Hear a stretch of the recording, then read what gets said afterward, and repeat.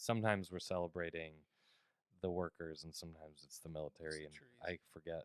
Yeah, it's the trees. Oh, I'm thinking of Arbor Day. Yeah, my bad. Yeah, we have Arbor Day celebrating the trees. Right. That's how soft this country Arbor has Day. become. That's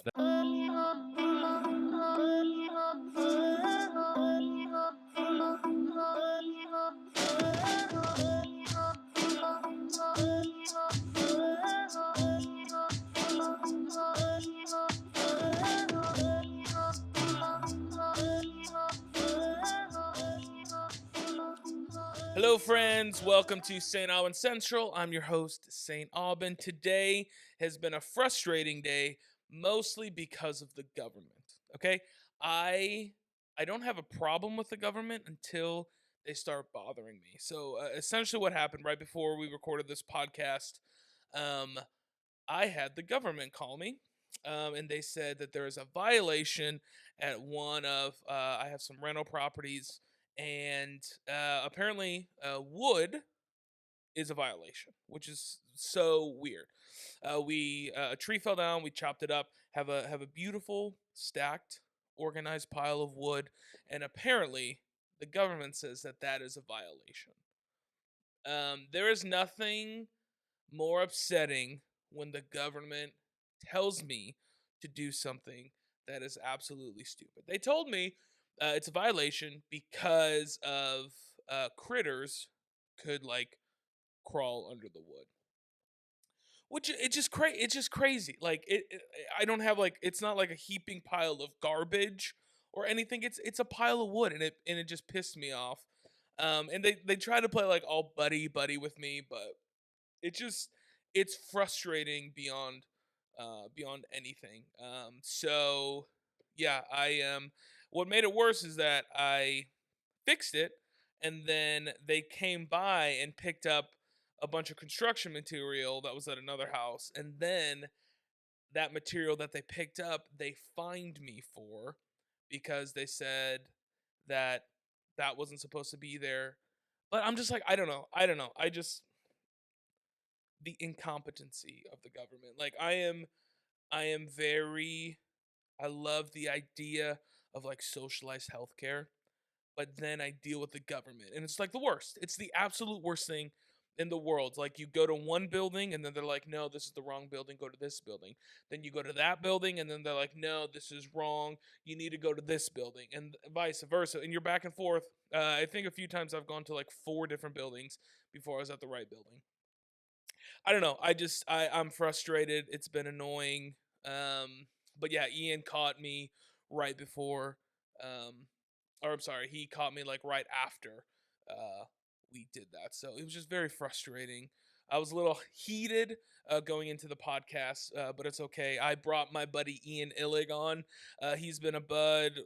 We've known of each other for a while, but we've kind of been buds for the last couple months. But he's a fellow musician here in Indianapolis, and he uh, played a show at the Vogue. The Vogue is about 1,000 cap room in Indianapolis. It's a big feat for a local band to do, but I wanted to talk to him just kind of about like the process and why he decided to do what he was doing. So it was pretty cool. I think when I first heard about it, I was like, that's a tall order. But I think he did it well. He kind of breaks down just like how he went about it and how he got other people involved, and he did a bunch of local stuff or local support or press just to kind of get things going. He also got some sponsorships as well. So I resonate with him a lot because he's like kind of similar to me, where he's like an artist, but he also has kind of like he understands the business side of it all as well. So I loved it. I hope Ian and I become best friends. It's too soon to tell, too early in the relationship, but we will find out. But thank you for listening. Hope you love the episode. It's St. Aubin Central.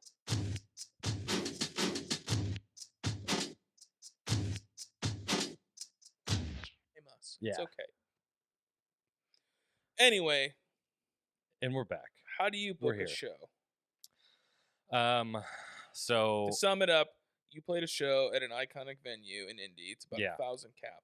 Yeah. Which is and I would say for a small local band, that's a big feat. Yeah. Because I think all the show. I think any show that St. Albans played, we get like 200 people there ish. Yeah. Yeah. So, and we're You we said did it from a how many did you have? standstill, basically. 4 something? We had 4 something. I think it was 450, Okay. close to 500, something like that. Once you're like past 400, you say close to 500. Yeah. And then like once you're past 500, you're like almost 1,000. Yeah, yeah. Rounding up is one of the better strategies of at least podcasting. I don't know about actual booking, but no. So we had what happened was I had a record coming out. It was my first full length record, and had been working on it for years. Shouldn't have been working on it for years. Should have been a lot faster than that. But I had like a vocal issue for 4 months. I had like a sore throat 2 years ago that was weird, and so that halted recording. And then last year, obviously, the world stopped turning for a bit, and still is not started turning again. So all those things like pandemics, whatever, halted all this stuff. So I finally have this record coming out, and nobody knows about it. It's like I have friends and family and like people who are aware of like the music and stuff, but I had not been like you know promoting it well throughout the recording process and all that stuff. So we're trying to figure out how do we launch this record. And around that time, this was in like end of May of this year, beginning of June, and COVID was starting to wind down at that time. Like Delta variant wasn't a thing yet, and so we were all thinking like, oh, like music's gonna be back, live entertainment, all this stuff. And I happened to be getting coffee with one of the owners of the Vogue, just kind of for networking for my other job, like my day job. And I was just asking him about like booking and cost and all this stuff, and um, found out that they had a couple dates open in September this year, and one of them was a Friday night. And I was like, man, like playing at the Vogue is so daunting. That's the name of the venue. So playing at the Vogue is so daunting for local musicians because, like you said, if even 100 people show up or 150, like it feels empty. Yeah. And for a release show or whatever, like you just don't want that. So there's actually not a lot of local bands who try to book it. But I talked to my band and like just started thinking, okay, I'm 30. I'm releasing a full length record, and there's this unique opportunity where the Vogue is not already booked, and they are probably a little more willing to like work on pricing and stuff like that to rent it out or whatever. I was like, there is no better time. Like if I'm not gonna go for it and just try to play the show, then like I probably never will. Yeah. And that was kind of the haunting thing that made me just be like, screw it, we're doing it. And I had talked to so many people who were like, I ran the idea by them, and they were like, I don't know. I mean, like, you guys haven't played a show in a year and a half because nobody has, and maybe start smaller so it's not like a huge like failure if it doesn't work. But then like once we decided to do it, everyone's just like, hell yeah, that's awesome. Like that's a bold decision. Good luck. Let me know if you need anything. And it just I feel like it just sort of took that, and then immediately after that, like, oh shit, we have a lot of planning to do and figuring out who else is going to play openers, that type of thing. And so how do you get 500 people to show up? Yeah, so almost 500, just under 500. How do you get almost 1,000 people to show up? So there were a few. I'll just say what we did. I don't know if this is the perfect way or whatever, but first of all, make a bold decision to just kind of get your ass in gear to like have to figure it out because now it's public. But then like I think it's useful to really take account of like what you do have. So and the relationships you have. So I for me the first thought was like we have to figure out the lineup first. And we were trying to decide, do we want one opener, 2 openers, do we want 3 and have 4 bands play and make it more of like a Battle of the Bands-esque It would thing, be and it was like, well, 4 would be too many. right, 4's I even argue 3 is too many. yeah. I think that's fair. And yeah, because what we didn't want to lose in all of this was like, this is an album release party. Like, Yeah. this isn't a 4 bands are playing and it's like a local music thing. So I reached out to Public Universal friend, Jody. She's just on fire right now and going for it, and asked if they'd be willing to open for us. And they actually, when we originally were going to do this release show back on the original recording like schedule Mhm. before COVID, they were going to open for us anyway. And like Oh, cool. now it's funny because they've started to like take off more, Mhm. and I feel like they're right on the cusp of like, are they getting too like legit to open for us? And Sure. but Jody's awesome, and she was down for it. And I think and then shortly after reached out to Antlerhead, Ty Bush, and his crew, and then the three of us sort of became like, all right, we're putting this thing on together. Obviously, if it all fails, like, it's on me. Sure. But I feel like the camaraderie, like, starting from that point, like, I we quickly like got together for coffee and just started like think big about like what are unique ways we could like promote this thing, and just creative ways to get the band together. So we did a cookout in my house with all the bands just to get to know each Oh, dope. other. um and one of the things I was thinking about was like, okay, traditionally, well, I guess step one is figuring out who is the promoter of your show. And I think for anyone listening to this, i I think like musicians have a lot of, they've been given maybe poor information about like who has to make the show happen or Sure. what their responsibility is in that. So I think the first question is who is the promoter? And if you can't think of someone else's name within like 2 seconds, then it's you. Like, it's not the venue, it's not um, your friends and family or whatever. Like, it's not your band, it's not the other bands, it is you, and you have to figure out how to do the work yourself and also incentivize others to do that too. So because of the nature of like how big this show was, um we decided to just like any money we made from revenue from profit from the show, to split evenly across all 3 bands. I don't know if that's a thing that I'll want to do again or whatever, but it felt like right for that I guess it moment. just depends on Depends on the what situation.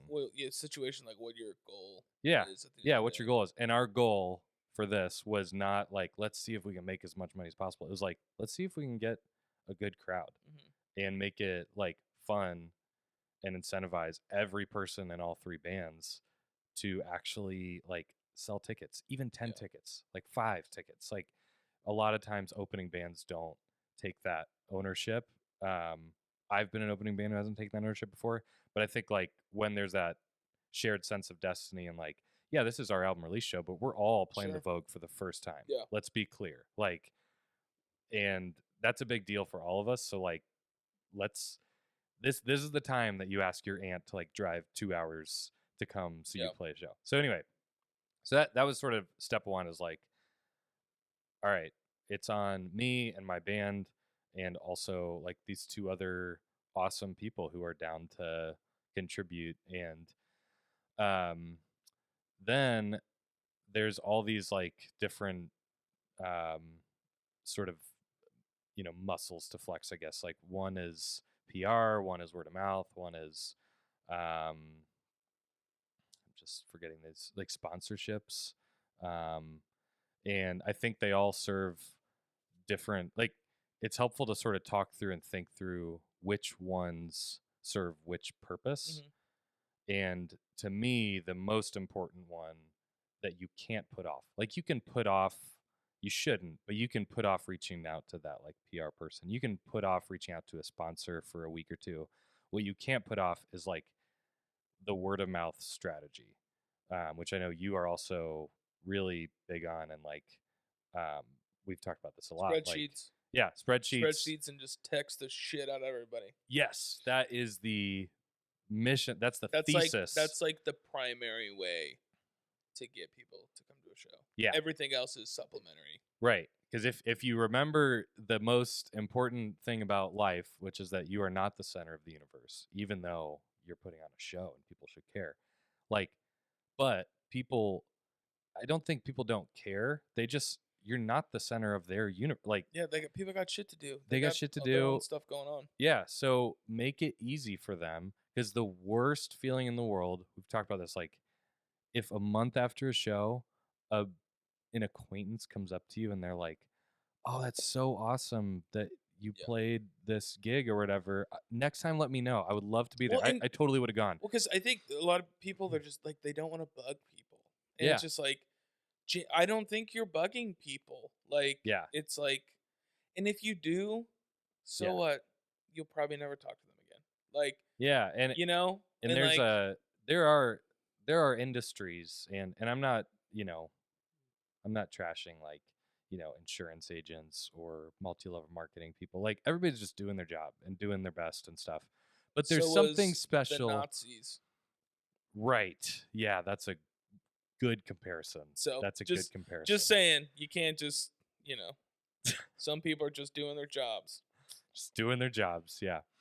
Um, we're just gonna move right past that. Go. So,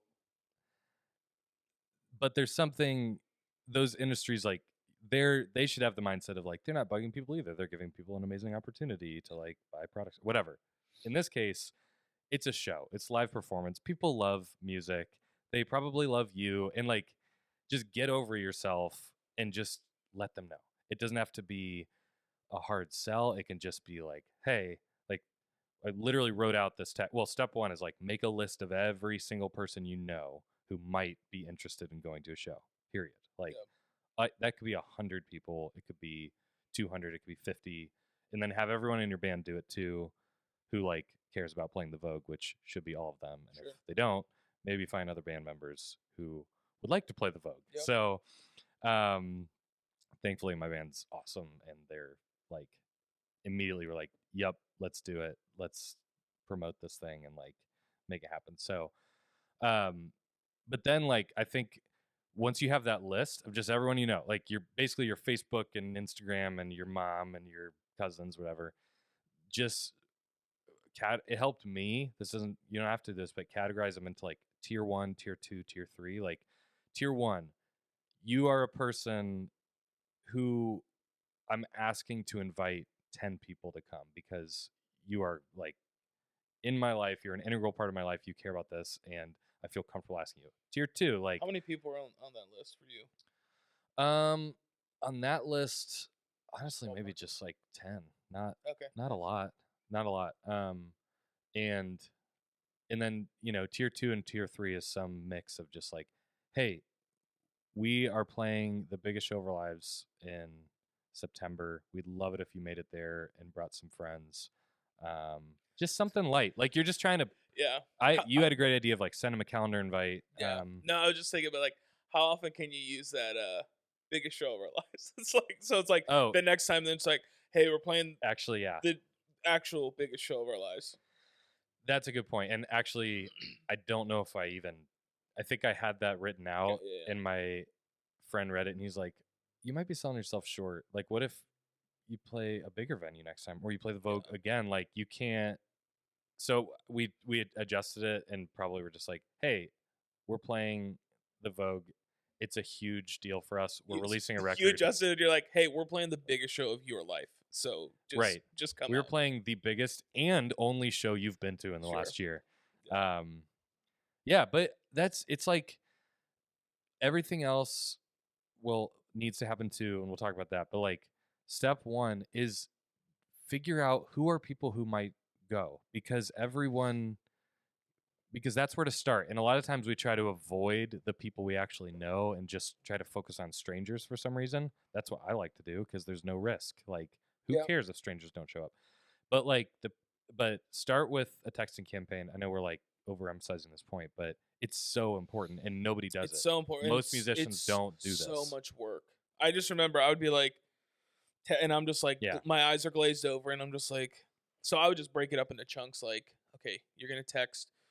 You have a 2 week period to get it out in front of people. Yeah. Then you break it up. Every day, I'm gonna text 15 people. But Right. it's a And grind. it's so helpful because I'm assuming other musicians are like us and just get like scatterbrained and paralyzed Hmm. when they start thinking of all the possible things they could do to promote a show or whatever. But with texting, start at the day of the show and think back, what are the big moments like that we can send it like that it feels comfortable to reach out to. One is the announcement of the show. Okay. So, hey, we're playing the show in 3 months. Great. Now you've just put the bug in their ear, and now they might, they probably aren't going to buy a ticket yet. Who buys tickets 3 months ahead of time? I wish they would, but like, I don't. Actually, I do. That's Yeah, a you lie. do. I totally do. But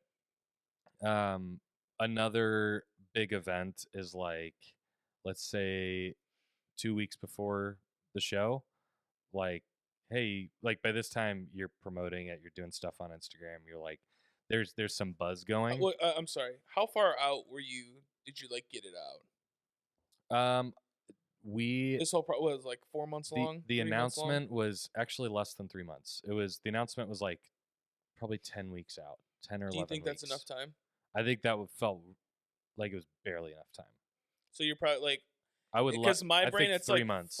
I'm like 4 to 6 months, Yeah, that's which is that's crazy. if you But think ahead and yeah, 6 months to be like to just to the initial text. Hey, I'm playing a show on this day. It would mean right. a lot to me if you came. Like, can I send you a calendar invite? Yeah, Just a reminder, something like yeah. that. I mean, by all means, if you've got the venue and show and plan booked 6 months out, as soon as you know that's the And actual also, answer. That's because the answer. I've seen a lot of they a lot of friends, they'll do an album, and then Yeah, they're like, it's done. I'm gonna release it next month. Just like, yeah. what? That's what I usually have done. Like you, it's well, yeah, and It's a it's just bad. like I don't It's a think bad people, move. because like I generally, in some ways, I like, so like for if I release an album, I'd probably book it for like next December. Yeah, So in some ways, it's like, oh shit, I have to get this album done. yeah, But I think I generally book out like, if it's a big show, like 6 to 8 months out, yeah. and That's then the way that to gives do me it. plenty of time to plan. Right. I mean, I think the actual answer is how far out. I think if you're trying to play a show like the Vogue, 2 months is probably too fast. You could do it if you have like an awesome audience and you can sort of just that, oh, I post about this, people will show up. Great. Let's talk about all the other normal artists like us who don't have that. Like, I think as soon as figure out the announcement fast because you can find so many excuses to put it off for another day and another day and another day. Like, oh, it's not perfect yet. It's like, yeah, but people are adding things to their calendars for fall. People like to go camping on weekends. It's Memorial Day weekend, like Labor Day weekend. Labor Day weekend. I don't know. Some weekend. Sometimes we're celebrating the workers and sometimes it's the military, the and trees. I forget. Yeah. Oh, It's the that's, trees. oh, I'm thinking of Arbor Arbor Day. Day. Yeah, my bad. Yeah, we have Arbor Day celebrating the trees. Right. That's how soft this country Arbor has Day. become. That's Jesus' birthday, right? Arbor Day. Yeah. Yeah. Anyway, so texting, it's a thing. Do it. Don't put it off. If you need accountability, tell somebody you're gonna do it. Do it with your band. We literally made a spreadsheet and like ticked off people we had reached out to. It's like, now that I'm like a solo person, Yeah. I like envy that. Like having like four other. Is there five total in your band, or is it It's five six? total. Five Okay. total. Yeah. But having like four extra people Yeah. who are like just as committed Yeah. to like getting people. Yeah. It makes it makes you feel you're actually not alone in it, but it feels like it's all on you. And it's like, okay, it's on me, but I also have a band who cares. Well, I think it is on you, but I also think like if people care, like you set the precedent. That's just like, oh, Yeah. Ian's working this hard. He really wants this. Yeah. You know. Totally. And I guess I think a lot of people I've worked with, it's like I don't think, and it's not to say like what they did was bad. It's just like I just want to work people with people who are like we're on the same level, and you're gonna grind as hard as I grind. Right. You know. Right. And you can't the best way to get that type of commitment and activity and like velocity from everyone basically is to start it yourself is what you said. Like be that show the amount of energy that you're hoping other people might come close to because the truth is nobody is going to care as much as you are. I don't care like your best friend, your band members, whatever. Like you have to have the mentality of I am going to My care the most. my wife, like I Well, love my wife. yeah, but she doesn't care. She doesn't really like I'm amazed. Like Yeah. she'll talk to me about it, but I'm like, "Hey babe, listen to the song." She's like, "Cool, can you take the trash out?" And I'm just Right. like I'm convinced that if I ever like won a Grammy or something, she would like, "Oh, cool. I'm really proud of you, babe. Congrats. Give Yeah. me a hug." She's like, "Okay, can you do this and this and this?" Yeah. It just doesn't phase her. Be like your moment's over. Yeah. I'm proud of you. Mhm. Yeah. Which yeah, whatever. It's a problem. Yeah, sounds like Um, let's dive into that. well, No, I'm because then kidding. yes, well, because then and then it's something that we do. Like you did a bunch of videos, Yeah. which I think is important, and I think people understand videos. But I do think because I like video. I like when musicians and people who are in like a cool industry Yeah. don't take themselves seriously Right. because there's nothing more unappealing when it's just like looking cool I think the trick and I'm just like is look like an idiot. yeah. The trick is like you can take your craft seriously, but as soon as you start taking yourself seriously in Yeah. that, it's not like it's impossible to pull off. It's just that you have to be so convincing. You have to be the standard is so high. Like for instance, if you are and not to mention we just would prefer people like goof off anyway, but like if you are trying to take a cool band photo, let's talk about this like a band photo. Your options are like you try to be like John Mayer or something, or you try to just pull off like some Dawes. You try to look like Yeah. them and be cool and stuff. And then now you have to be like the bar is pretty high to look as cool as like a legit band. But if you just decide, oh, rather than being like better than those, what if we're just different? We just do something goofy and weird. Well, A, people are like, oh, that's funny. They didn't like take this seriously. B, it's probably cheaper of like a Way cheaper. photographer. And C, it's like gonna stick in people's minds. And it's way more fun too when the whoever like the videographer or the photographer, if they're having fun, it just the whole experience is just way better. Because I've done like I'll do Yeah. some like shoots where like the photographer's like really serious. Okay, like do something cool, and I'm just like, no. Yeah. Hey, try this leather jacket on. No, I'm Right. sorry. Right. And I And if gotta they're like goofing around and like laughing, because like you just want like I just want everyone to have a good time. yeah. That's what I want to write songs, and I want to have a good time, and I just want whoever's around me. Yeah. Let's That have a good might be time. Let's have fun. the reason for existence. Yeah, have a good time. Yeah. Just Have a want good to time. party. Yeah. And I gotta give Fred Miller a lot of credit for like he totally that thing you just described of like what you're looking for in a photographer or whatever is just like I mean, he's out there. He's just like, dude, He do gets it. whatever, be yourself. We're not gonna do like, okay, move a little bit this way and then like fake a smile. It's like, no, I'm gonna try to make you laugh and like we're just gonna goof off and get some photos. And that's like that works for my What you band. want. So anyway, so like um so the two big arms, I think, like the two muscles that are sort of working in this is your sales and your marketing. And I think it's useful to articulate the difference. Like sales is in this world or whatever is like texting, reaching out to people, doing the things that nobody wants to do. Marketing to me is like the hope strategy. Yep. That's the videos that we're talking about. That's PR. Basically, That's social media. yeah. You're hoping people It's a find it. passive way. Yeah. For people, it's not as active as. And you need both because what you need is that person you texted in June to have reminders throughout the summer and to like see that there's buzz going and see that you're actually still going for it. And like it does matter to like to make a list. Like a lot of this is just making the list on day one of like everyone you're going to text, Yep. every PR outlet you can think of, including ones you have like, oh, is radio our style? Is TV our style? It's like, who cares? Everything helps. Everything. So like, make a list of people who have, maybe we'll review the album, Do you still or have that list? I still got that list. I'm selling it for your firstborn. I can't have children. I'm sorry. I can't even say. Oh man, that's funny. Yeah, I still have that list. I mean, it's like, it's radio stations, it's personalities. Did you get on? Out of all those things, did you get on all the things that you wanted to get on? Pretty close, honestly. Yeah. And was So there any way? Nuvo, we got a local newspaper. We got to write up about the upcoming show and the album. We got to we played on the radio. Was there any way to measure those?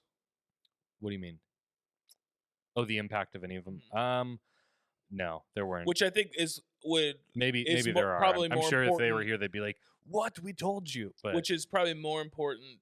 That's why like the texting people is more important because you can actually measure it. Yeah. A little bit because you Yeah. probably know everybody you texted, and you might forget a few, but if they're there at the show, you're like, oh yeah, that's Yeah. like they came because I told them through Right. a text message. Right. So there were plenty of things. PR is a tough one to measure unless I'm not a PR expert, whatever. I just reached out to local news. We got on the local news twice, played the song like on the local news twice, which I don't know if a single person Does anybody even saw watch that. local news?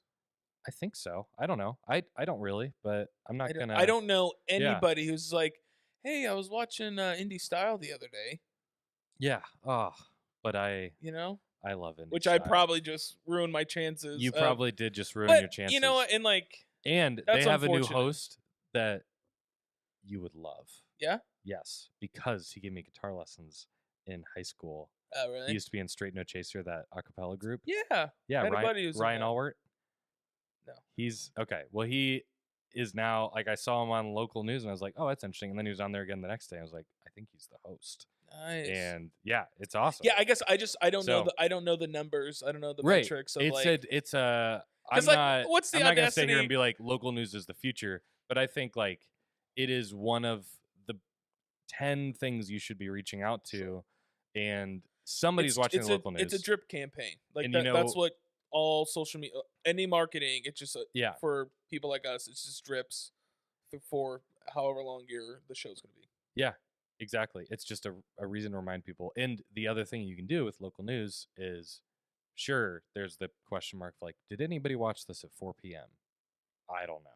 I don't have the most hope, but I don't know. On YouTube. But then you can take that same video and put it on Instagram or text it to people or whatever, and then they're like, oh, they're on the local news. Like it's cool enough, and it shows that you actually are doing something.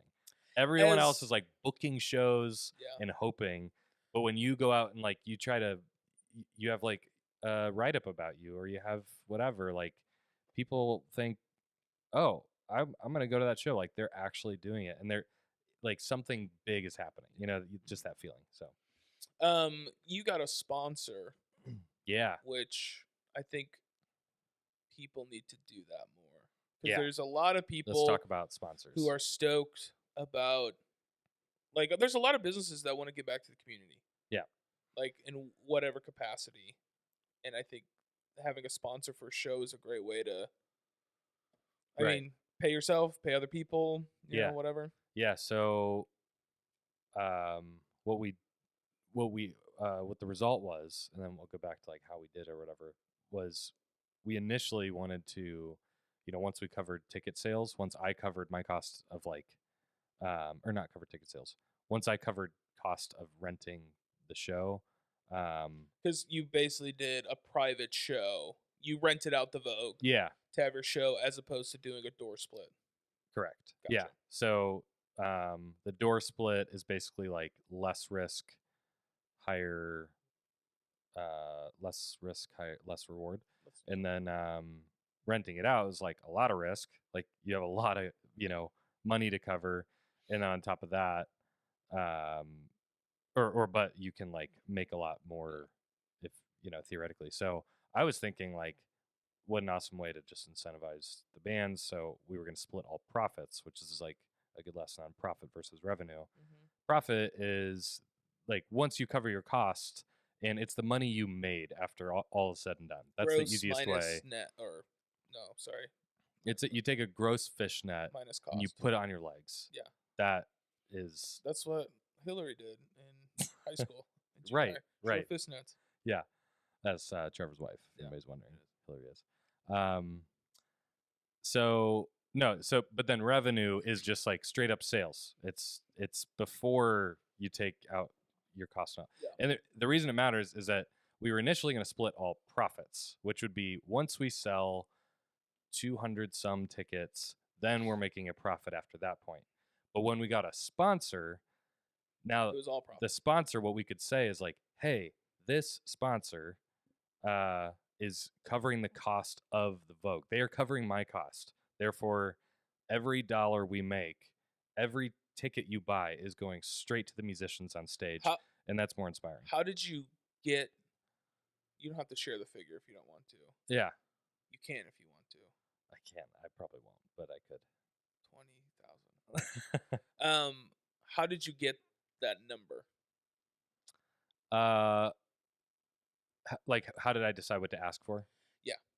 Yeah, so Yeah, was it like, it was a mix. hey, we think this many people are coming, so based on that? I think it was not that for me. For me, it was like um, mostly a guess, and also trying not to be like greedy, but like literally just saying this is the cost. So knowing what the cost of like production, cost to rent out the Vogue and do all that stuff. This is how much I have into this, and would you be willing to cover all of that or some part of that? So I wouldn't. I I think it's rather than giving them a yes no in this situation, like, do you want to give us this many $1,000s or not? I think it's like, hey, we're looking for this. One option would be a main sponsor, like the only sponsor, where you're covering like all of it. Another option would be, um, you're a more second tier Mm-hmm. sponsor, and then we'll be looking for that main sponsor who will have their name on the marquee. So you're kind of just showing like there's gonna be somebody who's like forking over most of this, and you get to decide how involved you want to be. And I think giving people those options puts them in the driver's seat. It makes you feel less weird, Yeah. like you're giving them the control. So anyway, So you just guessed. yeah, Well, educated I, guess.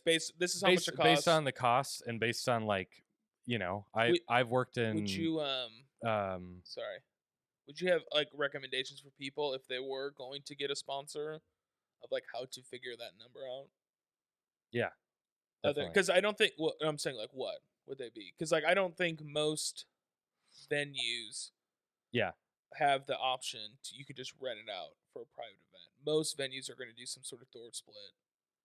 maybe. Yeah, I don't actually know if that's true. I have no idea. Okay. I I mean, had I no guess idea. this is my experience Yeah, in playing shows, specifically in indie. yeah. Or maybe I don't know. Maybe I Man, just I never had asked. no idea what the Vogues. I Maybe didn't I know just never any of asked. this before just like talking to the Vogue or whatever. Because if you think about it, like at the Vogue, I kind of was this a unique situation, local band who's like kind of going for it a little bit.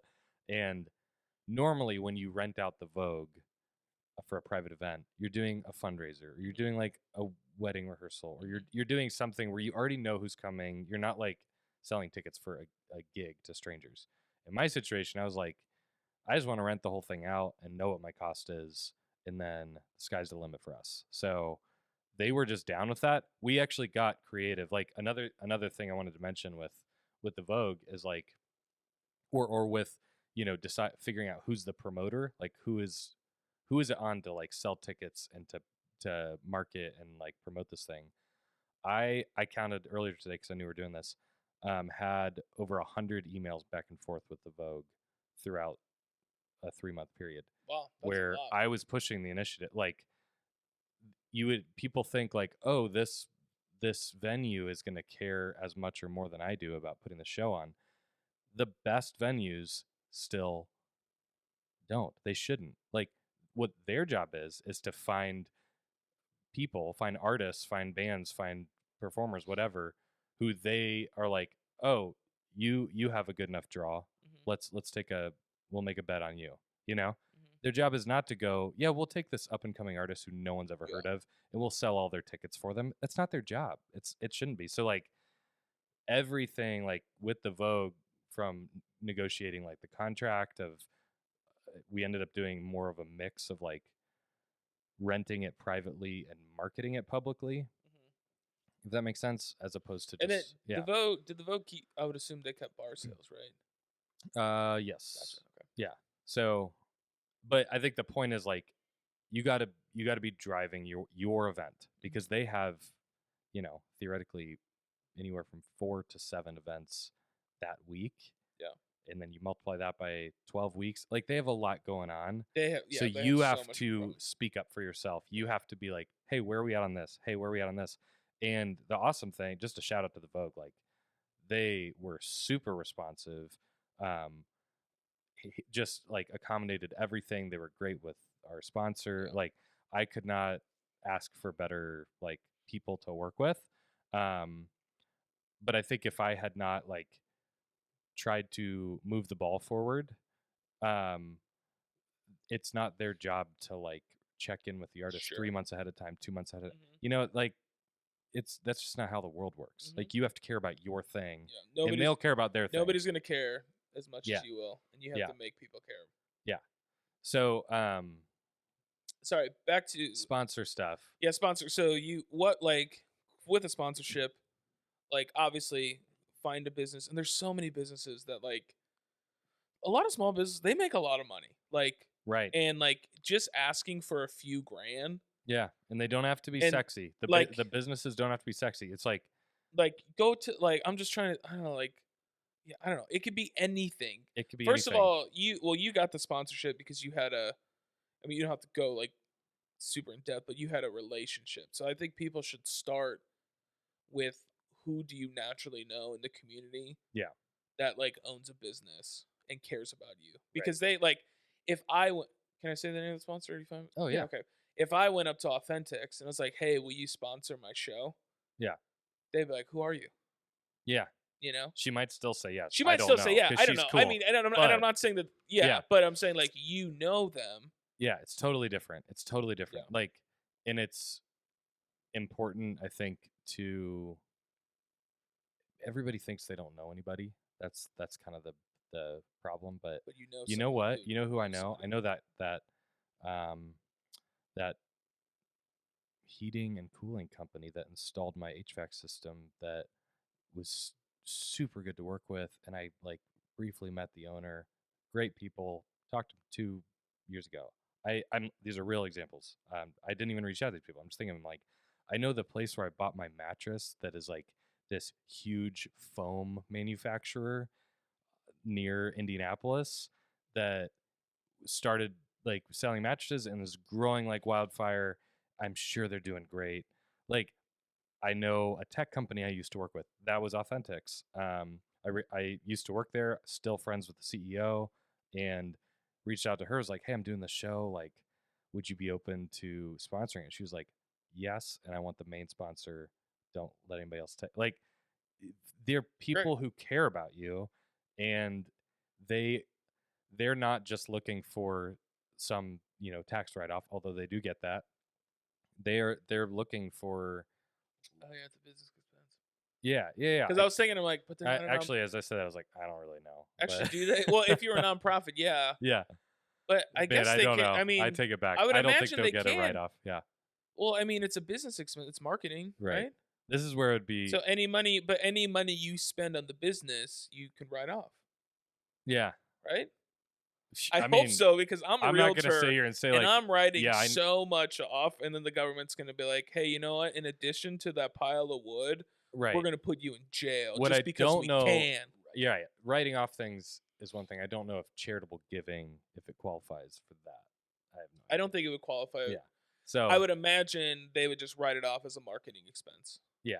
So at for least if I whatever was a reason, business yeah, owner or as a business owner. yeah. I would But do that. the point is you do know people who are influential in businesses, and those businesses like actually I genuinely think Authentic's got good value from doing it, even separate from me. Because I think it's not enough to say, hey, will you sponsor my show? It's this much money. Like, okay, that's not what I said. I said, hey, um, if you are the main sponsor for the main sponsor, so you feel less weird about asking, like say, the main sponsor for this event, we're gonna have their name on the marquee. I'm thinking like we'll rope off a section for 30 VIP people. We'll do drink tickets. I'll say your name from the stage and like promote your business and make sure they're okay with that. All that stuff. Like Yeah, you have now to. now that's starting to sound not just like, oh, we love Ian, but like we're trying to hire people in Indianapolis. We're trying to get to grow. Like, Sponsors yeah, they need some sort of other incentive other than just like giving money. But yeah, like was their name on the yeah, marquee? yeah, Name on marquee. Yeah, yeah. that's great. So it was awesome, and yeah, I really appreciated their I don't know, like just doing that, and without they didn't know whether the event was going to be successful or not. So Mhm. you know there's a little risk there, but How did anyway, you feel about the actually? I mean, the show you felt pretty good. I mean, I feel like 450. That's I don't like. It's that almost was as the good. dream for me. That Sure. was Well, it's a almost as like blast. Yeah, that's. I don't think you could do better than yeah, like. And yeah. and I don't say I say that more as like a realist. Like obviously you could sell it out, but it's just it's hard It's work so much and work. it's humbling because like in your brain it's just like oh everyone's gonna care, everyone loves me, No, yeah, but it's just like I people have got shit going on. I have so much respect for event planners Yeah. now who aren't who are doing this more than once a year, like, and they have to, or maybe not.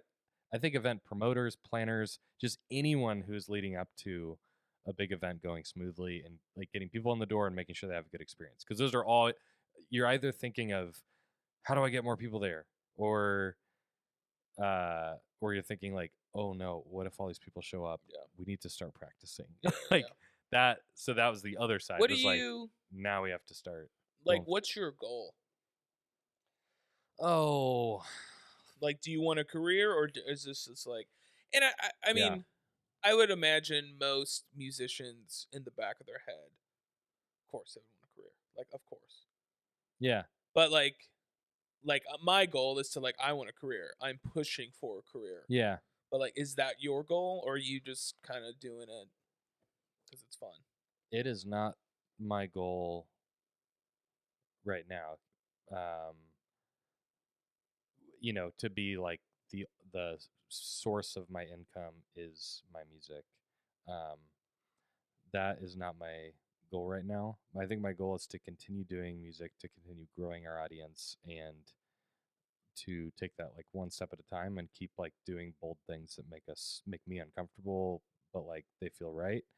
But I think the reality is like there are multiple ways you can go about that. You don't just have to like um, be the starving artist. You totally can. There's nothing wrong with that.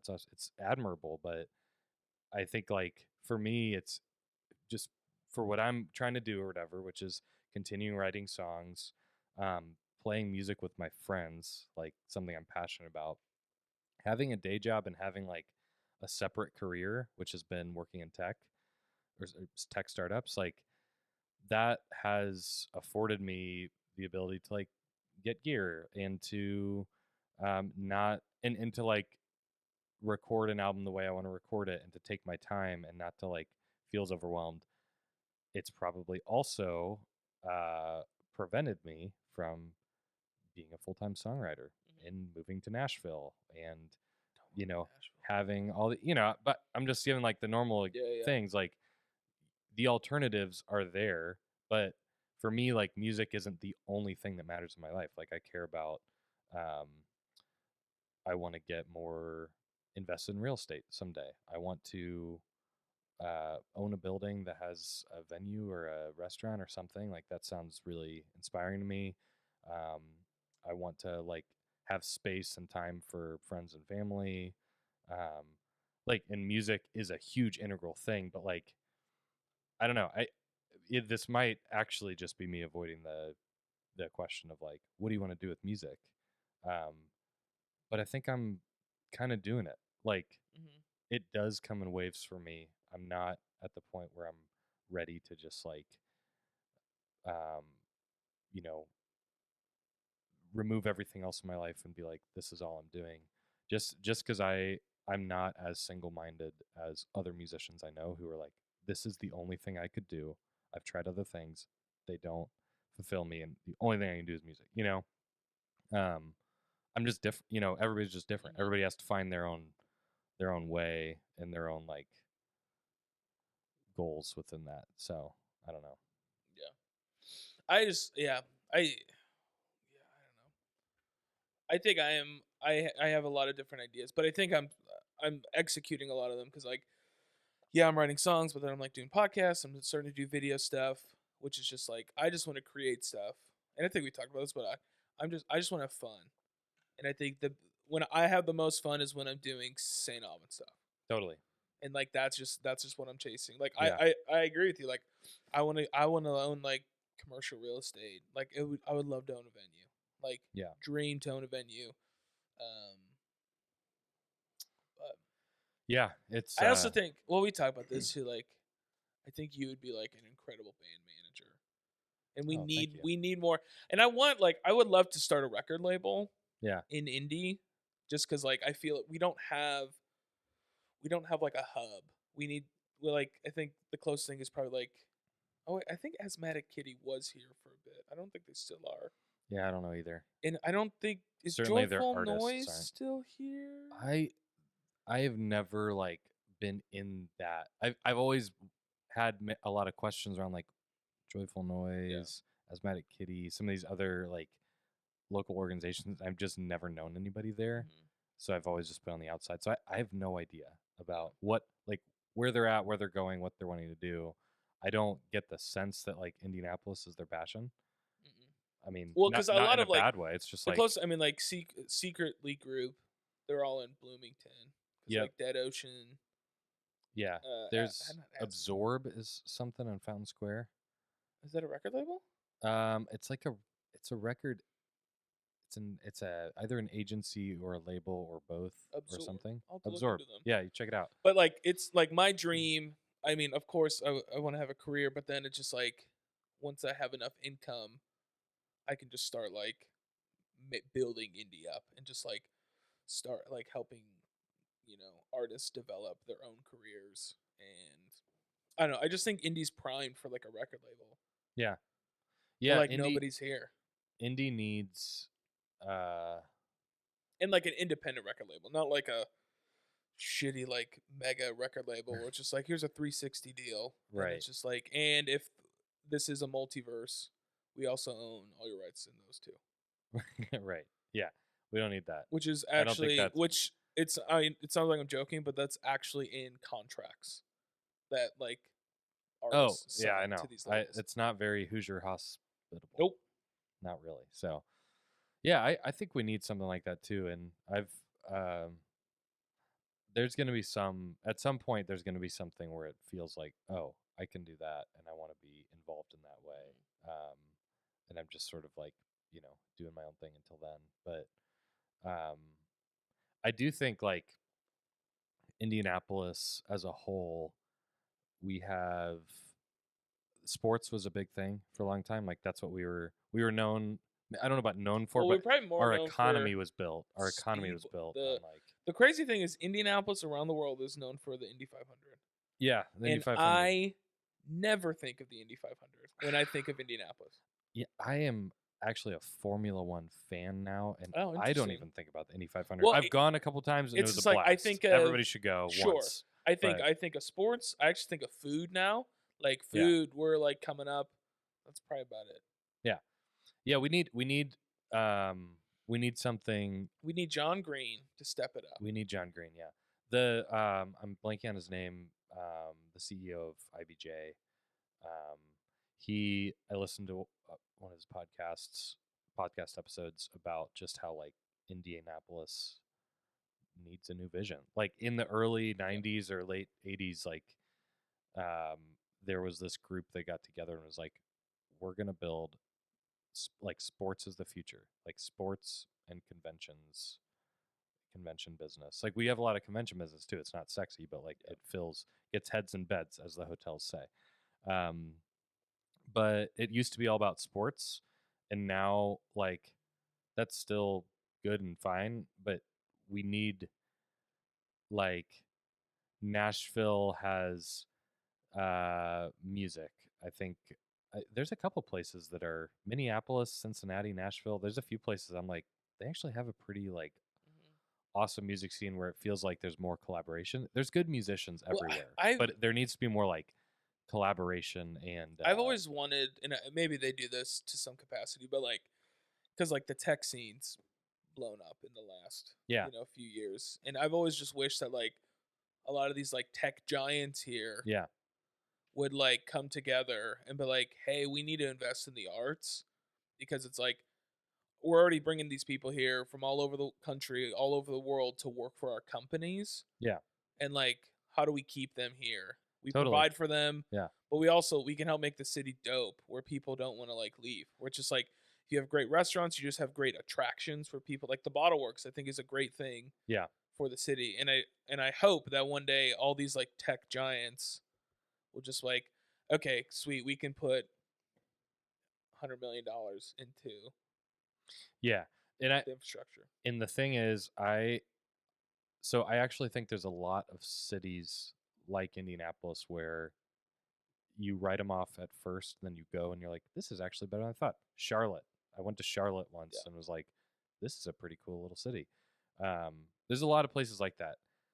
So on one hand, I would agree with like keep getting better food scene, but like every city thinks they have a good food scene now. Every city has like a new beer craft brewery scene. Every city is. I think Indianapolis needs like we just need a batshit crazy idea, like a bold Yeah. direction that is not copying someone else. Sure. And that's not. I hate to like say this, but it's not exactly in our nature to do that. To be like progressive Denver or whatever. Like it's a little more like steady as we go in Indy. But I think we're coming to the point where it's time for people to another group of people to get together and figure out what do we want to be known for? What do we believe in? Like have it needs to be authentic, it needs to be real, and it needs to not just be Mhm. like let's copy the Nashville music scene or the Nashville hot chicken or like Yeah, whatever it yeah. is, everyone thinks they came up with it and it's like from somewhere else.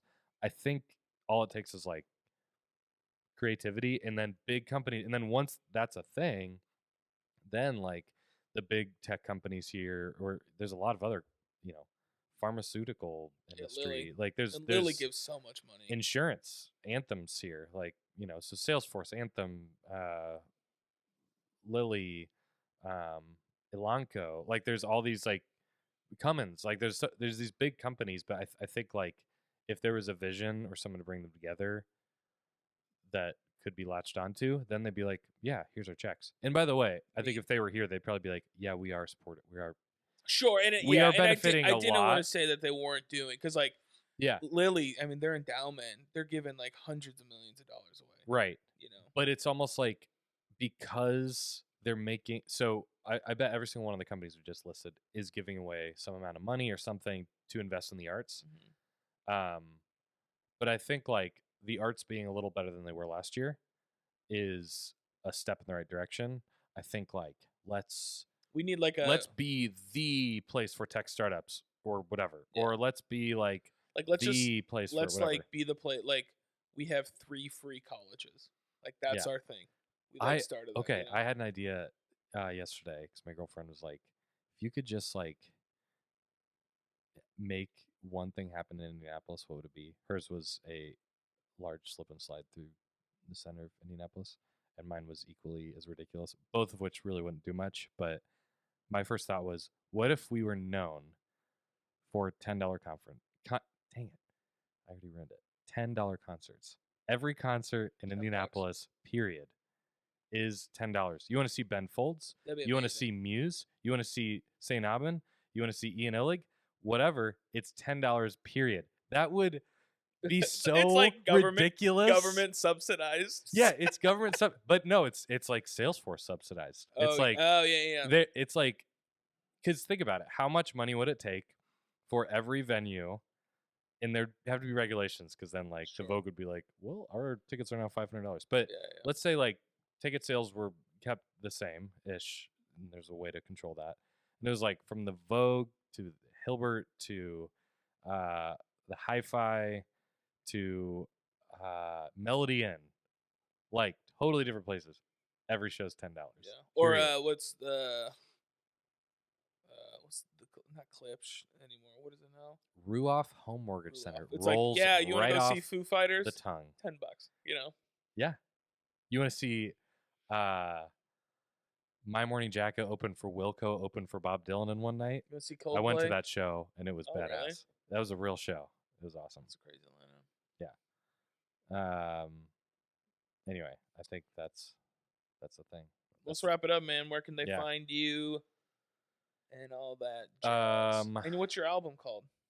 My album's called Almanac, and it is about the last decade of my life and experiences, observations of others, just processing like a lot of change, obviously, in the last 10 years. You can find it on Spotify, Apple Music, wherever you listen.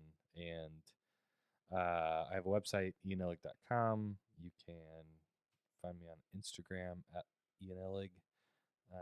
Feels good to have that. It feels really good to have Ian Illig. And there's a few other Ian Illigs. Oh, yeah. Yeah, so that's funny. There's not many of us, but there's like 4 other Ian Illigs in the world, I think. And I've friended all of them on Facebook and Instagram and everything else. And I basically like spam them with things. I'll invite them to events. That's amazing. I'll like tag them in things. Impersonate them. Yeah, one guy got married and they announced like, or got engaged. He got engaged. One Ian Illig got engaged, and he posted it. And there's like 70 comments on there. Yeah. And there was one that he hadn't responded to, so I just hopped in for him and responded as a different Ian Illig. That's awesome. And then his mom like commented in a confused way, and I was like, "This is what I want to be doing with the rest of my life." Yeah, if you could just like lovingly troll people, right? It's the love of love kind. troll. Love troll. Do you want to start lovetroll.com? Yeah, that probably is. Or troll love. I don't know what type of audience we'd get from love troll or troll love. Or troll love. We should get both of them. Yeah, I'm not sure what type of website that would be, but either way, it's ours. Dope, man. Thanks for coming. Yeah. Thank you for listening, everyone. Be Thank good, you for having everybody. me. Oh.